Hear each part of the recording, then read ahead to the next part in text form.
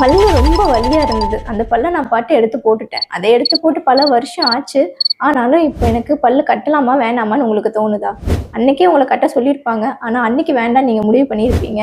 இன்னைக்கு உங்களுக்கு கட்டலான்னு தோணுதா? கண்டிப்பா கட்டலாங்க. ஆனா இந்த 2 விஷயம் மட்டும் இருக்கா இல்லையான்றத நீங்களே செக் பண்ணி பார்த்துக்கோங்க. உங்களுக்கு எந்த இடத்துல பல்லு இல்லாம இருக்கோ அந்த இடத்துல அதே மாதிரி இடம் இருக்கா?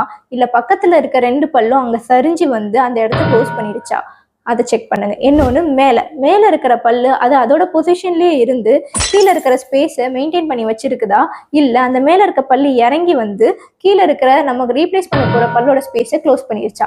இது ரெண்டுத்தையும் நீங்கள் செக் பண்ணிக்கிட்டீங்கனாலே போதும். உங்களுக்கு அந்த இடத்துல நம்ம திரும்ப பல்லு கட்டலாமா கட்ட முடியாதான்றத எத்தனை வருஷம் ஆனாலும் நம்ம பண்ணிக்கலாங்க. எனக்கு அந்த ஸ்பேஸ் எல்லாம் இருக்குது, நான் இப்போ எப்படி தான் பல்ல கட்டணும், என்ன ஆப்ஷன் இருக்குது அதுக்கு நீங்கள் கேட்குறீங்களா? அதுக்கு 2 ஆப்ஷன் இருக்குங்க. இம்ப்ளான்ட் ஆப்ஷன் சொல்லுவோம், பிரிட்ஜ் ஆப்ஷன் சொல்லுவோம். 2 ஆப்ஷனை பற்றியுமே டீட்டெயிலாக நான் நெக்ஸ்ட் வீடியோவில் எக்ஸ்பிளைன் பண்ணுறேன். மறக்காமல் எங்களை ஃபாலோ பண்ணிக்கோங்க. வேறு ஏதாவது டவுட் இருந்ததுன்னா கீழே தெரிகிற வாட்ஸ்அப் நம்பருக்கு வாய்ஸ் மெசேஜ் அனுப்புங்க. நாங்களே உங்களுக்கு ஆன்லைன் கன்சல்டேஷன் ஃப்ரீயாக தரோம்.